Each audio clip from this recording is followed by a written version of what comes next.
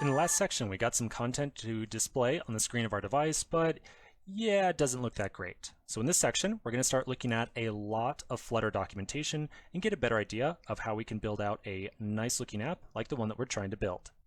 So let's get to it. I'm going to first get started by going back over to my main.dart file. Now, just to keep the code inside of here a little bit more legible, I'm going to delete the comments that I had added. So if you want to keep your comments around, totally fine. I'm just going to remove them so that you can see the code that I'm writing a little bit more easily. Okay, and there we go. So now we're ready to add some more code to this file. All right, before we do, I want to take one more quick look at our mockup over here. So inside of our mockup, we've got this sort of header thing at the top, and then we've got that kind of floating action button down here. And then we, at some point in time, show some content on the body of the screen. So like I had said earlier, when we try to build Flutter apps, we spend a lot of time looking at the Flutter documentation, more specifically, the documentation around the default widgets that we get for free when we make use of Flutter. So let's go take another look at the Flutter documentation around all those included widgets, and we'll see if there's not some widget out there that is going to help us achieve this kind of layout, where we have this header at the top and the button down here. So I'm going to again pull up my Flutter documentation, which I can reach at flutter.io/widgets. This is the widgets catalog, which we looked at just a couple of videos ago. I'm going to open up the material components section again. And as you might guess, we're going to again look at this Scaffold widget. So on the Scaffold widget, I'm going to open up documentation, and we'll get a better sense of how to put this thing together. So if we want to show a Scaffold widget on the screen, we can create a new scaffold and then pass in some of these different other widgets. Now I'm going to zoom in here for just a moment just so we can see this more easily. I know that this list of widgets right here probably looks very overwhelming at first glance. And I'll tell you, one of the hardest parts of getting used to Flutter is just the sheer number of widgets and different classes that are made available to you.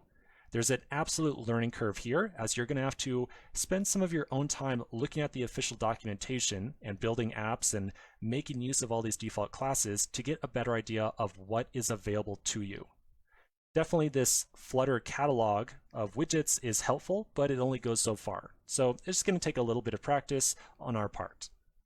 So essentially, to build out this sort of layout that we're going after, where we've got the header up top and the button down here, we're going to create an instance of our Scaffold class, and then we're going to create an app bar, which is going to represent that horizontal bar at the very top of our app. And then we're also going to create a floating action button, which is a circular button shown on the bottom right corner of the app. So we're going to essentially create 3 widgets in total. We're going to make an instance of the scaffold, an instance of an app bar, an instance of a floating action button, and then we're going to wire them all up together. So let's flip back over to our code editor and get started on this process. Okay, so back over here, at present, our application is showing a text widget.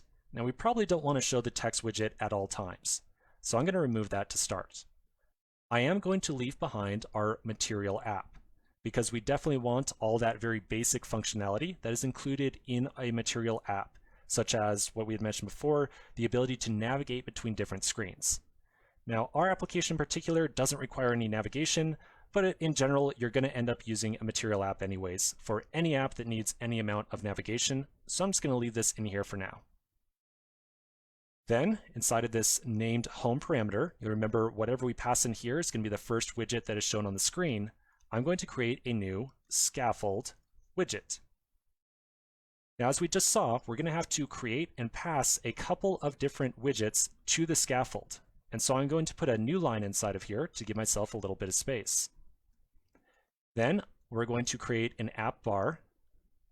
And if I go to my constructor section again and find my scaffold section, we can see that if we create an app bar, we can assign that to the named parameter of app bar on the scaffold itself.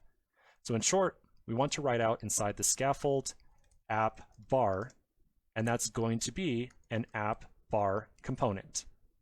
And then I'll put a comma at the end of the line so that I can save this file and the code will not collapse. Remember, if I omit these commas, then the code is going to collapse when I save the file, although that does depend upon your code editor. Okay, so there's our app bar. So let's now save this, oops, with the comma in there. Oh, one more time. No, come on. There we go. So I'm now going to save this file. We're going to refresh our emulator one more time and see what we get on the screen now. So I'm going to first pull up my emulator. I'm going to pull up my terminal, and remember to refresh our app, we can press Shift-R on our keyboard. So I'll hit Shift-R. That will restart my application. And ta-da! That's the result of our Scaffold component. So the Scaffold component gets this nice white background on the screen, and then the app bar component, or the app bar widget, gets this blue bar up here at the very top. Now at present, the blue bar is totally empty, and it doesn't appear that there's like any text inside of here. So let's take a quick break. We'll come back to the next section, and we'll figure out how we can add some text to that app bar.